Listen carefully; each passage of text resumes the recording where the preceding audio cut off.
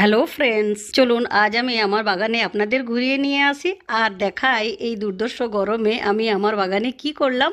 ভোর ভোর উঠেই অনেক কাজ করে নিয়েছি, তারপর স্নান করে এই যে চলে এলাম আমার বাগানে কিছু সবজি তুলতে।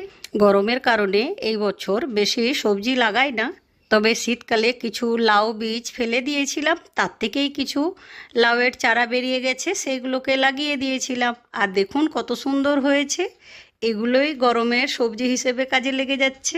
গরমের সবজি হিসাবে এই লাউ পাতা লাউ ডাঁটা খুবই ভালো।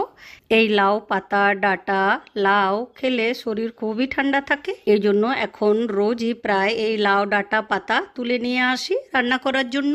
এই লাউ গাছের বীজগুলো শীতকালীন ছিল, আর লাউ ধরছিল না, এই কিছুদিন হলো ধরছে, তাই তার আগের থেকে ডাঁটা পাতা তুলে নিয়ে খাচ্ছি।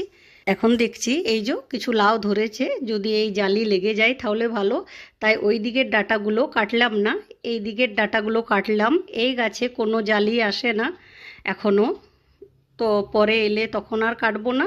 দেখবো যদি লাউ লেগে যায় তাহলে ভালো, লাউ হতে দেব। গরমে সবজি কিছু লাগাই না, তবে এই বৃষ্টি পড়ার পর কিছু সবজি লাগিয়েছি, যেমন ভেন্ডি, লাল শাক, পাট শাক, পুঁই শাক, পুনকা শাক আর কলমি শাক। আর এই লাউ কুমড়ো তো আছেই, যখন হবে তখন দেখাবো। আচ্ছা বাই, ভালো থাকবেন সবাই, হ্যাপি গার্ডেনিং।